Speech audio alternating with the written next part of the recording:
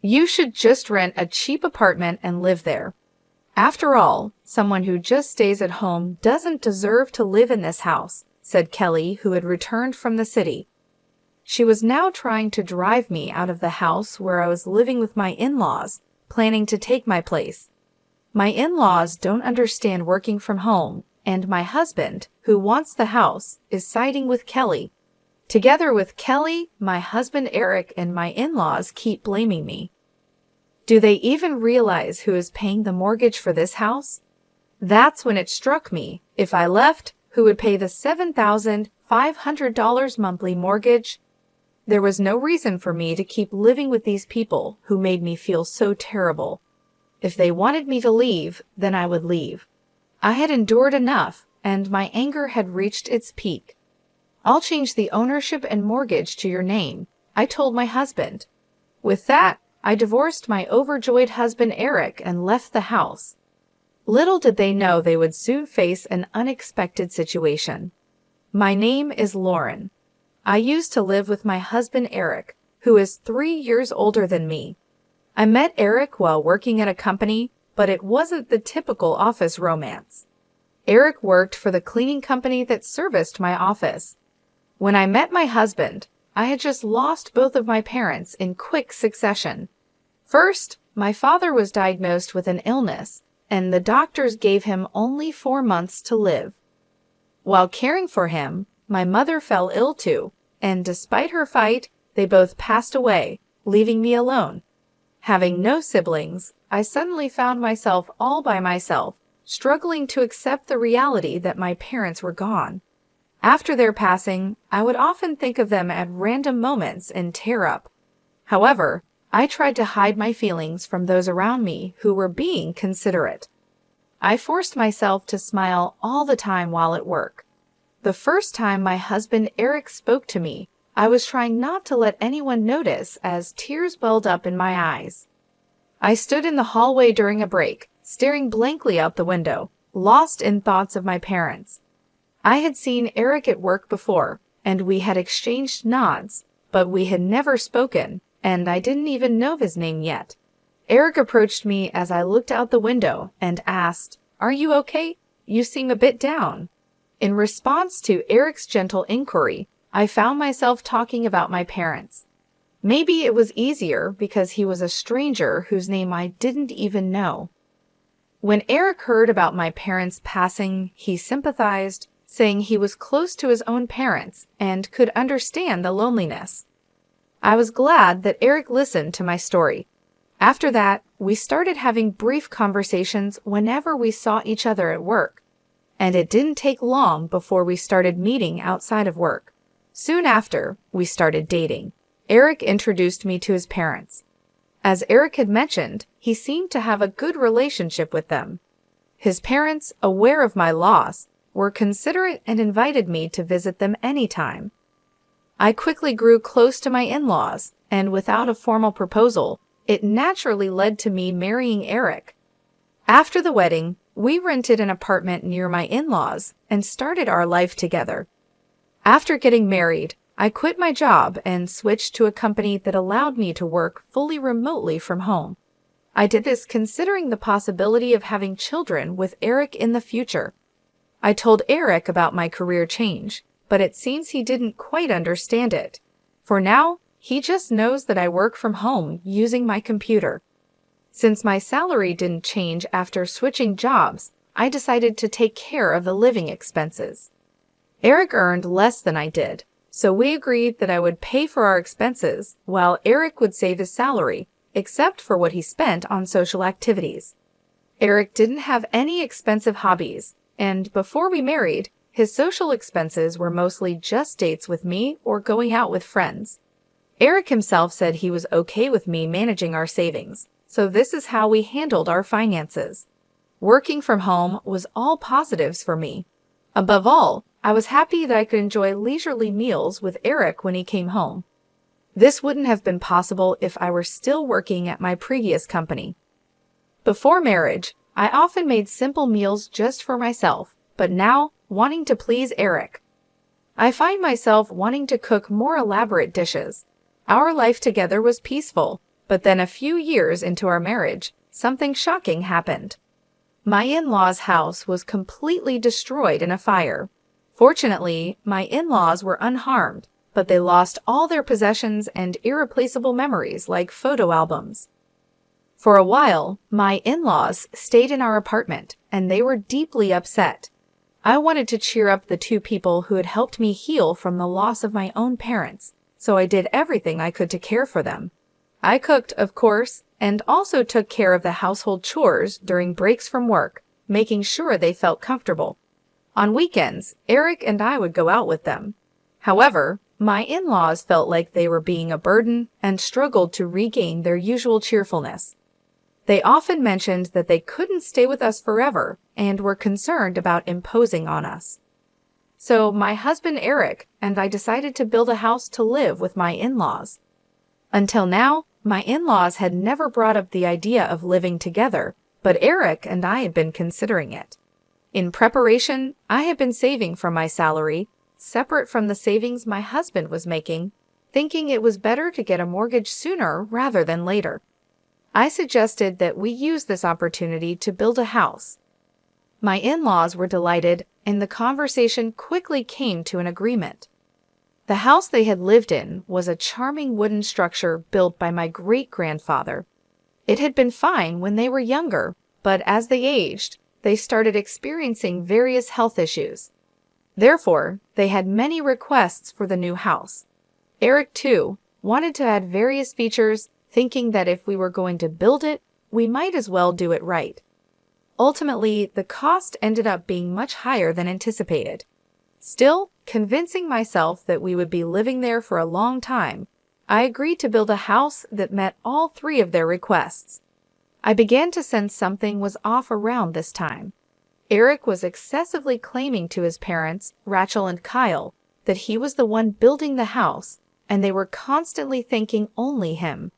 Even though the house and the mortgage were in my name, and the down payment came from my savings, it seemed like Eric hadn't mentioned this to Rachel and Kyle at all. Because of Eric's insistent claims that it was his house, Rachel and Kyle started pressuring me to thank Eric as well. I appreciate Eric not just for the money. I paid more because I could, not because I wanted gratitude from Eric or Rachel and Kyle. However, even when Rachel and Kyle said things to me, Eric didn't stand up for me. Instead, he jokingly said, "That's right, you should be grateful to me for letting you live in a new house." I was definitely upset after hearing these falsehoods repeatedly.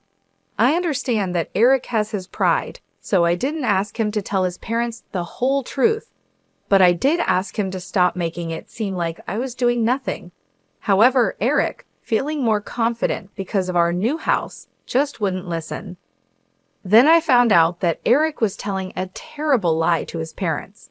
He incredibly told them he worked at the same company where I used to work, which is considered a well-known major corporation. True, Eric still has dealings with that company, but as I began to notice Eric's lies and his inflated pride, I started to feel increasingly distrustful of him. I also felt uncomfortable because his parents always seemed to favor him. Still, I thought once we moved into our new home, the issue of who built the house wouldn't come up anymore, so I just kept enduring patiently. However, once our new home was completed and we started living there, their attitude towards me clearly began to change. It seemed like my in-laws, just like Eric, didn't understand the concept of working from home. They thought I was just playing around because I didn't go out during the day and was always at my computer. Eric had been complaining to them that Lauren is just playing around all day, and they seemed to have completely believed it. Before we moved, they never said anything, maybe because they felt I was taking care of them, but the sarcasm increased as soon as we moved. They would say things like, "Eric built such a fine house, and you just stay in and play around. Must be nice. Why don't you work a little and help Eric out?" Even when I was working on my computer, they would come to my room just to make these snide Eric. The discomfort made me leave the house more and more, working from a cafe instead. I repeatedly asked Eric to clear up his parents' misunderstanding. While Eric might not understand the work I do, it's my salary that's supporting his and his parents' lifestyle. All I needed was for him to tell his parents that, but Eric just said, just let them say whatever they want, still not listening. Since they thought I wasn't working, I got stuck with all the housework, and his parents started bossing me around. I couldn't take it anymore and finally stood up to them. Eric was there too, and I thought he would finally take my side seeing how upset I was. But instead, he yelled at me, "Don't talk back." Then he thrust a completed divorce paper at me, threatening divorce if I didn't comply.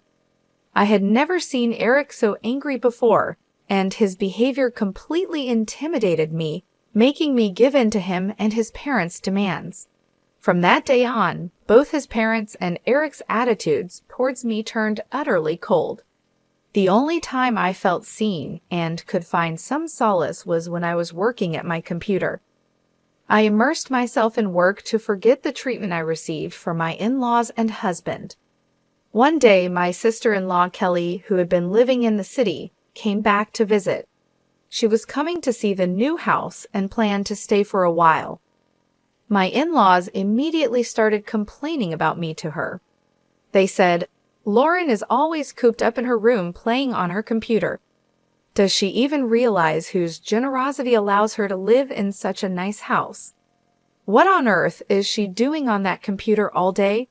Playing games? Is she some kind of nerd? That's just weird. We don't really understand all this, but maybe she's one of those nerds. You think if she's always on her computer, she must be one, right? Isn't she ashamed of not working?" Trying to escape their loud conversation meant for me to hear, I went to my room. Then I heard something even more shocking. They said, "Wasn't Lauren just a cleaner at Eric's company? It's amazing how she lies about working from home. She couldn't possibly have the skills for that." Kelly was talking as if my and Eric's roles were completely reversed.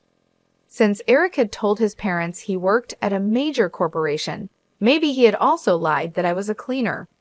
The real liar here was Eric. I wanted to tell this to Rachel and Kelly, but given everything that had happened, I doubted they would believe me, so I just gave up.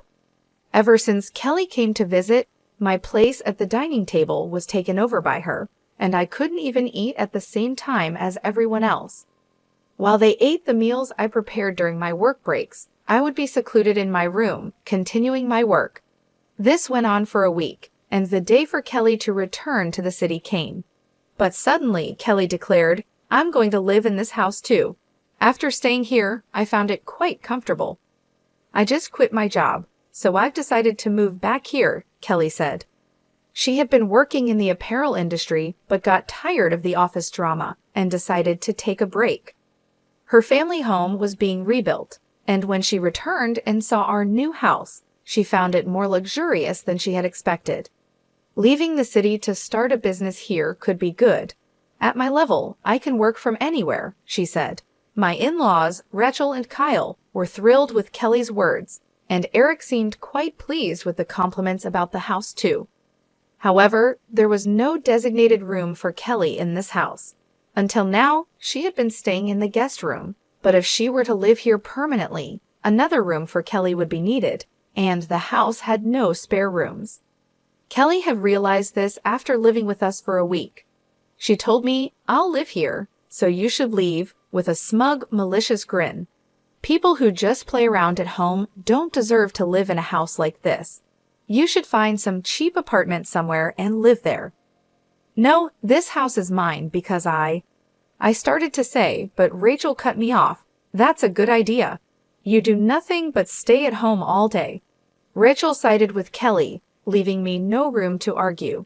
I tried desperately to explain my job, but Kelly, who had just said that work could be done from anywhere, wouldn't understand about working from home. Just because I'm not going out, they say I'm not working. They're trying to corner me with such an absurd argument. After everything that's happened, I'm really starting to get angry. Eric doesn't try to speak the truth, just stands there laughing and watching the situation. Until now, I kept quiet, considering Eric's position, but I finally told Rachel, Kyle, and Kelly that this house was built in my name. I'm paying for all the mortgage and all the living expenses. The down payment came from my savings, and Eric hasn't paid a single penny. Seeing me speak up to this extent, Eric was clearly panicked. However, the only things that came out of his mouth were words to berate me and self-serving statements to hide the truth. He shouted at me, calling me noisy, telling me to shut up, and calling me a liar. Eric was obviously flustered, and it was clear he was hiding something. Yet Rachel, Kyle, and Kelly still defended him, calling me the liar no matter how many times I tried to explain. I said it wasn't a lie, but they didn't believe me. That's when it struck me. If I left, who would pay the monthly mortgage of $7,500? There was no reason for me to keep living with these people, enduring such unpleasantness. If this house is supposedly built by Eric, who works at a major corporation, maybe it should all truly be his. With that thought, I decided to sign the divorce papers that Eric had pushed on me, intending to threaten me. When I offered to change the house's title to Eric's name, he was so delighted he almost danced. He must have thought the house would now fully become his own in name and reality. He's not wrong, but Eric misunderstood one thing. Initially, to change the mortgage to his name, we tried to go through the process together, but Eric disliked the complex procedures and told me to handle it alone. Just you go and listen to all that complicated stuff. It's just a name change, right? Get it ready for my signature only, he said. Since that wasn't possible, I took the reluctant Eric to the bank and a legal professional for consultation. Throughout, Eric didn't listen to the explanations and just played with his smartphone. When it came to signing the documents, he finally became eager. If I sign this, the house will be in my name, right? He asked. After I confirmed, he happily signed the documents. Once all the procedures are completed, both the house and the mortgage will finally be Eric's. I've explained it several times, but I wonder if Eric has truly realized it. He was ecstatically reporting to Rachel, Kelly, and Kyle. Even after hearing this, how can they still believe that Eric works at a major corporation and I'm unemployed? I watched this scene with a feeling of astonishment. After changing the house and mortgage to his name, I filed for divorce. We're going on a trip to celebrate this, so you better move out while we're gone, Eric said. Waiting for the procedures to finalize, Eric took Rachel, Kelly, and Kyle on a ridiculous divorce celebration trip. They were apparently going abroad and wouldn't be back for about 15 days. During that time, I sold all the furniture and appliances I had brought into the house and packed my belongings into the car, ready to leave while handling various procedures in parallel. I was also looking for a new house and moved immediately after packing my belongings.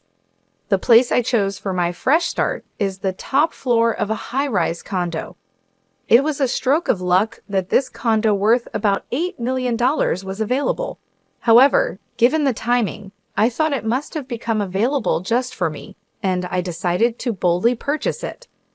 For the past few years living with Rachel, Kyle, and Eric had been stressful, so I was thrilled about my new life ahead.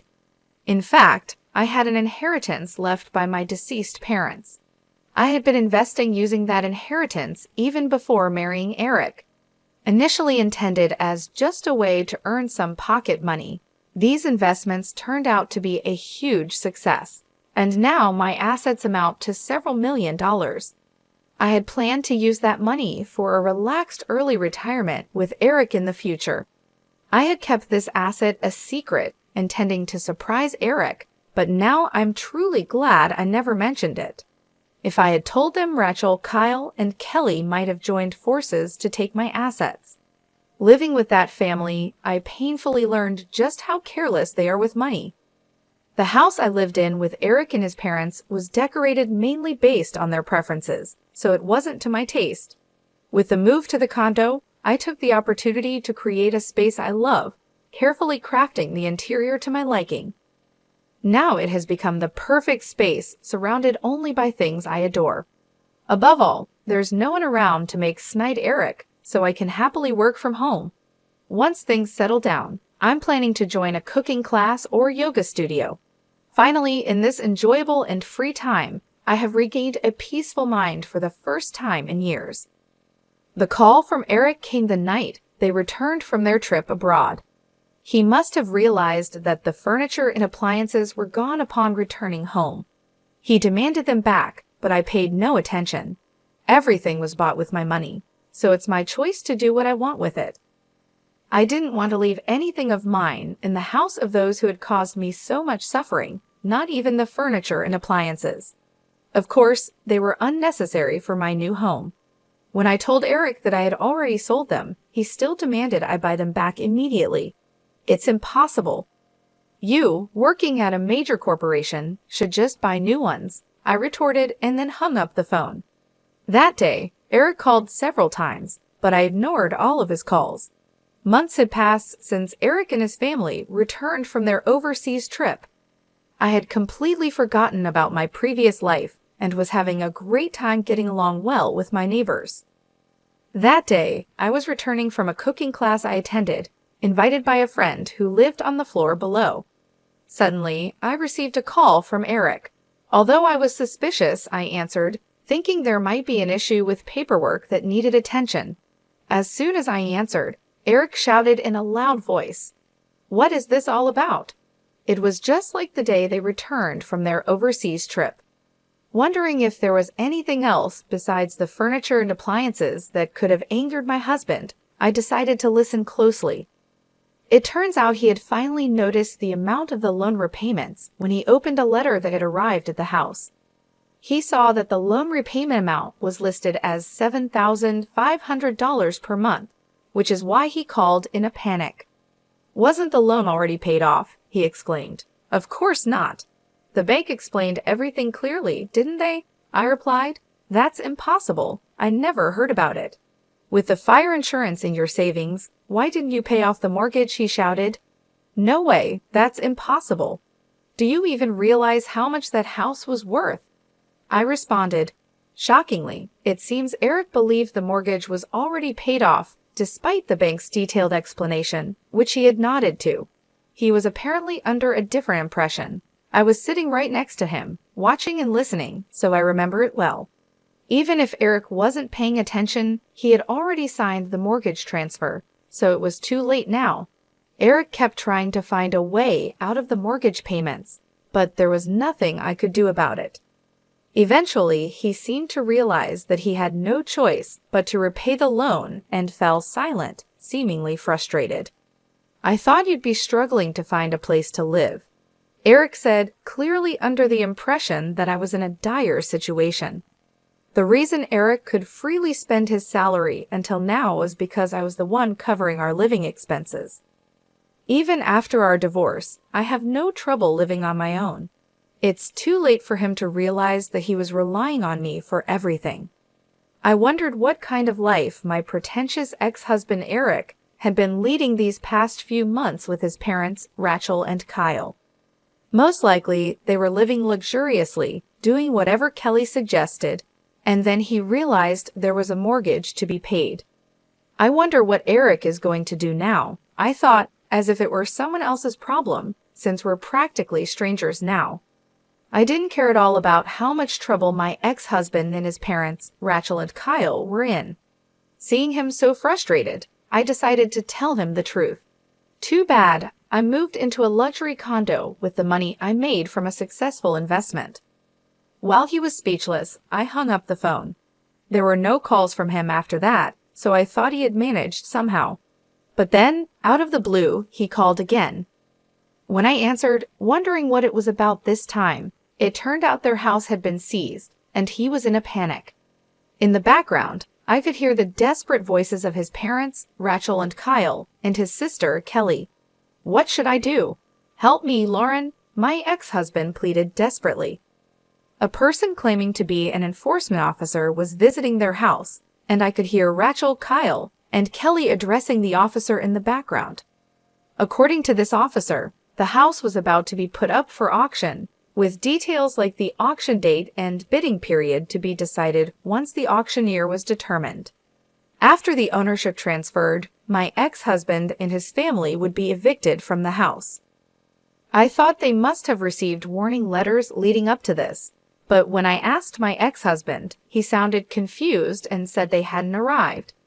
However, that couldn't be right, and after persistent questioning, he finally admitted in a small voice, maybe they did arrive. It turned out he had intentionally ignored the letters, realizing they were about loan repayments. The envelopes were already open before I saw them. I thought someone was taking care of the payments. Probably Rachel, Kyle, and Kelly thought the same as my ex-husband.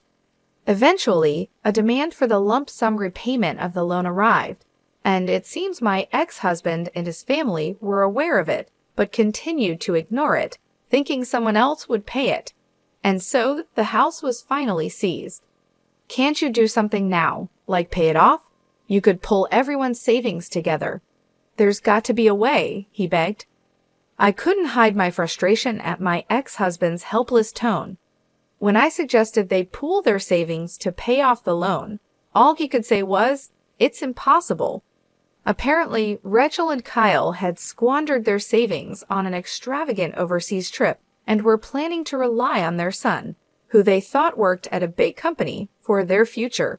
It was all just their assumption. Kelly, his sister, who claimed she quit her job to come back home, was actually fired for embezzling company funds. She talked as if she had been hugely successful in the city, but in reality, she was just a modestly paid accountant in a small to mid-sized company. She got hooked on visiting nightclubs and gradually embezzled money from her company to splurge on them. Even though she had returned home relying on her parents, Rachel and Kyle, she had the nerve to make grand claims. As for my ex-husband, after our divorce, he pretended to be working at a large corporation and started dipping into his savings to cover living expenses. Rachel, Kyle, and Kelly lived lavishly, and the money he had saved while we were married was completely gone. Then came the demand for the lump sum repayment of the loan. As their financial situations came to light, it seemed like the focus shifted from the court case to blaming each other. In the midst of this, my ex-husband started clinging to me. "Please, Lauren, you're living in that high-rise luxury condo now, right? Let's all live together there again." I refused. "We're divorced now, and as far as I'm concerned, we're strangers." Although I had felt a bit sorry for him earlier, I definitely didn't want to live with those people ever again. Hearing the voices of my ex-in-laws, Rachel, Kyle, and Kelly, in the background, I felt more resolved and firmly declined my ex-husband's offer. Upon hearing my refusal, Rachel, Kyle, and Kelly immediately started hurling insults at me. I heard various derogatory terms like heartless, scammer, and thief. Perhaps out of spite for being rejected, my ex-husband joined them in berating me. The noise over the phone was unbearable. Despite everything being the result of their own actions, there was no sign of remorse from them. Eventually, all four of them started blaming each other, leaving me out of it and arguing among themselves. I decided then and there to never involve myself with these people again. I quietly hung up the phone and blocked my ex-husband's number. A few days later, I came across a concerning headline in a corner of the newspaper. The article about a father and son getting into a fistfight and the police being called made me suspect it was about my ex-husband and his father. I decided to contact a mutual acquaintance who lives near my ex-in-law's home. Sure enough, the incident reported in the newspaper was about them, and it happened after I hung up the phone on my ex-husband. The article mentioned that a neighbor noticed the fight and called the police, leading to their arrest. My ex-husband, his father, Rachel, and Kelly, who tried to intervene, all sustained injuries that would take about 3 weeks to heal completely. After receiving a stern warning from the police, they were released. However, the incident making the newspapers meant my ex-husband faced severe reprimands at his workplace, although he wasn't fired.